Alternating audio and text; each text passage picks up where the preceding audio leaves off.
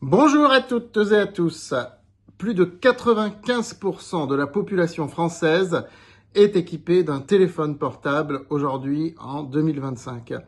Et à l'échelle mondiale, ce taux est de plus de 70%, ce qui est énorme. Ça fait 5,5 milliards d'individus sur Terre à peu près qui ont un téléphone portable.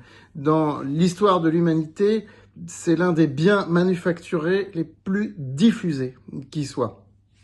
Dans cette vidéo, nous allons voir comment cet objet s'est imposé véritablement dans nos vies sur un laps de temps très récent, c'est-à-dire les 30 dernières années, et comment les différentes marques qui ont été les acteurs de ce marché ont émergé pour certaines, Apple bien sûr, ce qui fait aujourd'hui sa capitalisation boursière extrêmement forte, quasiment la plus forte de toute l'histoire de bourse mondiale, et comment d'autres comme Nokia se sont littéralement, mais vraiment littéralement effondrés. On va un petit peu regarder, on va voir les classements. Nous sommes sur cette playlist chiffres et classements, donc on va voir l'évolution des classements au fil du temps. On va essayer de comprendre ce qui s'est passé et on en tirera les conclusions, parce qu'il y a des conclusions à tirer de ça, boursièrement parlant. Très important ce que je vous dis. C'est une vidéo très importante aussi bien pour ceux qui veulent comprendre ce qui s'est passé sur les smartphones, comment Nokia s'est littéralement planté et comment Apple est devenue ce qu'elle est devenue. Et on verra aussi les conclusions boursières pour ceux qui s'intéressent à la prospection et à la prospective boursière. Je vous assure, c'est très intéressant. Je vous invite d'ores et déjà à liker et partager cette vidéo et ne pas oublier de vous abonner à cette chaîne YouTube qui traite, comme vous le voyez, de plusieurs sujets dans le domaine économique, sociologique, en essayant de ramener tout plus ou moins à la bourse. Il y en a où c'est pas trop le cas, mais en général, on essaye. Voilà. Alors, repartons, si vous le voulez bien, 30 ans en arrière, en 1995. Et comme vous le constatez, à travers ce classement de Wolf Charts, en 1995, Motorola est véritablement en tête au niveau des parts de marché mondiales. Et juste derrière, vous voyez Nokia qui est en train pas de commencer à émerger, de prendre aussi le marché aux côtés de Motorola. Tandis que si vous voyez tout en bas du classement, vous voyez Samsung 0,2%, qui à l'époque tablait sur Samsung, boîte coréenne spécialisée sur d'autres produits, des réfrigérateurs, un petit peu sur les télés, ils émergeaient aussi sur les télés. Qui imaginait ce que Samsung allait devenir aussi 30 ans après? Ça, c'était en 95. Regardez maintenant en 2000. En 2000, vous voyez que Nokia a pris la place de Motorola. 29% de part de marché, Motorola est à 16%, et vous voyez que Samsung monte. On ne le voit pas monter parce que 5%, c'est pas forcément visible pour la presse économique, ce n'est pas forcément visible dans les salons parisiens. Une entreprise qui a 5% de part de marché, c'est anecdotique, mais pourtant, vous avez vu un petit peu entre 95 et 2000 ce qui s'est passé au niveau de Samsung, qui est passé de 0,2% à 5%. En 2005, Nokia, leader, le roi du téléphone portable, 32%. Nokia a encore augmenté ses parts de marché. Motorola a régressé. Motorola a complètement perdu son piédestal. Et Samsung continue de monter. Les investissements de Samsung portent. Samsung est en train de pénétrer ce marché du téléphone portable.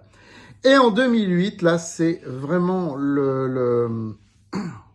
un petit peu la zone de rupture. On voit que Nokia culmine totalement. Là, Nokia est à son sommet, à son firmament. 38%, presque 40% de part de marché. Nokia est le leader incontesté des téléphones portables. Mais Samsung continue de monter. Et tout en bas du classement, regardez bien, vous voyez Apple apparaître, puisque je vous rappelle que c'est en 2007 qu'Apple a lancé l'iPhone, qui, au départ, était réservé à une élite, véritablement une élite, des geeks, voilà. C'était peu de gens y ont prêté considération. Donc 0,11% en 2008. Alors, À ce stade, qu'est-ce qu'on peut déduire déjà de ces observations? Ce qu'on peut déduire de ces observations, c'est que Motorola a régressé au profit de Nokia. Mais je vais vous dire un truc, Motorola, je ne vais pas vous dire qu'ils s'en foutaient, mais c'était pas leur objectif d'être leader sur ce marché. Motorola faisait des appareils et fait toujours des appareils pour l'armée, des appareils pour les radiocommunications, des appareils très sophistiqués. Et donc le téléphone portable était un élément naturel pour eux. Mais Motorola n'a jamais été intéressé par l'expérience utilisateur. Motorola n'a jamais cherché à faire des téléphones portables sexy. C'était vraiment le téléphone portable pour les pros, d'accord? Donc ils ont quelque part, ils ne se sont pas battus pour empêcher Nokia de monter. Parce que Nokia a vraiment axé son business sur l'expérience utilisateur. C'est très important. Mais Nokia s'est un petit peu bloqué, c'est un petit peu braqué à partir de 2008, quand ils ont vu Samsung émerger, Apple émerger tout au fond du classement. Ils se sont dit non, c'est passager. Le smartphone, ils n'y croyaient pas. Très franchement, ils ont dit c'est passager, les gens ils vont pas piloter un téléphone portable avec des doigts, ça va pas le faire, ça va pas marcher, on continue. Ils se sont obstinés. Nokia s'est obstiné, véritablement. Regardons la suite, si vous le voulez bien. En 2011, pour la première fois, Nokia a chuté en termes de part de marché. Et ils sont passés de 38% de part de marché en 2008 à 28% en 2011. Et Samsung a continué de monter. Vous voyez que ce n'est pas une montée fulgurante, hein. Et Apple, eh bien, qui en était à l'iPhone 3, je crois, ou 4 même, arrive à 3% de part de marché. Apple commence tout doucement à s'installer. Et alors, en 2015, là, entre 2011 et 2015, il y a eu un véritable renversement parce qu'à partir du moment où Samsung s'est mis à faire du smartphone, c'est là que le marché a explosé. Et là, vous voyez le véritable renversement, c'est que Samsung est à 23% et passé devant Nokia qui n'est plus qu'à 11%, à égalité quasiment avec Apple. Qu'est-ce qu'il faut déduire de ce changement spectaculaire qui a eu lieu sur la première moitié des années 2010, c'est que Samsung a aidé véritablement Apple. Si Apple, qui a créé le smartphone, en est là où il est aujourd'hui, c'est parce que Samsung l'a aidé. Pourquoi? Parce que en 2011, Samsung avait déjà 17% de part de marché. Vous vous souvenez, les smartphones avec des écrans en couleur, mais enfin les téléphones portables, c'était pas encore des smartphones, excusez-moi, avec des écrans en couleur et tout ça qui était un peu sexy à utiliser, tout ça qui était très sympa, c'était Samsung. On en avait tous dans les années 2010. Donc Samsung était implanté et ils ont vu l'innovation d'Apple et ils se sont dit on va faire comme eux mais en Android. On va pas créer notre propre système, on va faire ça en Android. Et ça a été banco pour Samsung et pour Apple, puisque du coup ça a permis à Apple d'imposer son standard, vu que Samsung a installé une normalité. Samsung a pénétré la classe moyenne mondiale, et aujourd'hui encore, c'est beaucoup de gens de la classe moyenne qui ont des Samsung. Apple reste réservé non pas à une élite, mais à des jeunes, à des geeks, à des créateurs, à des hommes d'affaires, etc.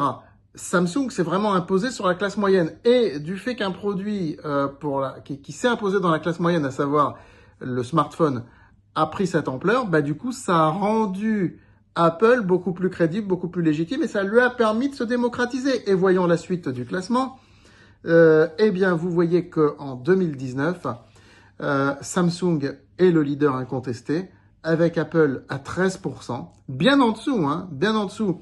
Mais ce n'est qu'après le Covid, ce n'est qu'après les années 2020, et en particulier l'iPhone 11, qui est devenu beaucoup plus facile d'utilisation, beaucoup moins geek, entre guillemets, et avec des prix plus abordables, parce que Samsung a aussi augmenté ses prix entre-temps. La différence de prix est devenue très faible, que du coup, eh bien, écoutez, regardez le classement en 2023. Vous avez Samsung et Apple qui sont vraiment dans un mouchoir de poche. Aujourd'hui, c'est quasiment le même, hein. Et vous voyez derrière plein de marques chinoises qui montent. Xiaomi qui est à 15%, Oppo, Vivo, Realme, Huawei, alors il est à noter que Huawei avait déjà monté dans les années 2010, mais ça a toujours été très fluctuant, puis c'est toujours resté à 5, 6, 8% de part de marché. On a pu le voir passer dans les précédents classements, je ne l'ai pas commenté parce que, bon, sinon on va parler pendant 30 minutes dans cette vidéo. Mais vous avez vu Huawei monter, mais Huawei ce n'est pas la boîte chinoise qui s'est imposée, c'est Xiaomi qui s'est vraiment imposée. Donc aujourd'hui, on va dire qu'il y a vraiment un trio, c'est Samsung, Apple et les marques chinoises. Les marques chinoises avec Xiaomi en tête. Quand les gens ils parlent, toi tu as un Apple, tu as un Samsung ou bien tu as un téléphone chinois, donc Xiaomi, Vivo, les gens font pas trop la différence. Voilà un petit peu. Et regardez le classement de 2023. Il n'y a plus Nokia. Mais il y a encore Motorola à 1,63%. Eh oui, Motorola n'a pas disparu parce que Motorola ne s'est pas entêté. Motorola n'a jamais eu vocation à être le leader de ce marché. Ils ont lancé le marché, puis ils ont laissé les autres se débrouiller. Ils sont restés avec leurs appareils très professionnels. La leçon à tirer de ça, c'est que quand une entreprise s'entête, c'est mort. Quand une entreprise ne voit pas la concurrence arriver, c'est mort. Vous l'avez vu dans les classements. On a vu tout doucement arriver Samsung, et puis après, Apple avec les smartphones. C'est là que Nokia aurait dû réagir. Mais quand ils ont réagi, c'était trop tard. Donc, comme je l'ai toujours dit, une entreprise doit constamment se réinventer tout au long de son cycle de vie. Elle ne doit pas attendre le déclin pour se réinventer. J'ai fait une vidéo là-dessus sur le cycle de vie d'une entreprise dans la playlist économie et sociologie concept clé. Et je l'ai dit, si une entreprise ne se réinvente pas, même pendant sa phase de triomphe, c'est mort. Il faut toujours se réinventer et il faut voir la concurrence arriver. Et boursièrement parlant, eh bien, si vous êtes positionné sur une grosse boîte qui est un mastodonte de son secteur, il faut toujours voir la concurrence qui arrive. Et regardez ce genre de classement. Les classements comme celui que je vous ai montré, il y en a partout. Partout, on les trouve pour tous les types de produits. Et quand vous voyez des leaders émerger, c'est sur ces leaders-là parfois qu'il faut investir. Oui, c'est spéculatif au début, ça aurait été hyper spéculatif d'investir sur Samsung en 1995 ou sur Apple en 2010. Mais regardez le résultat.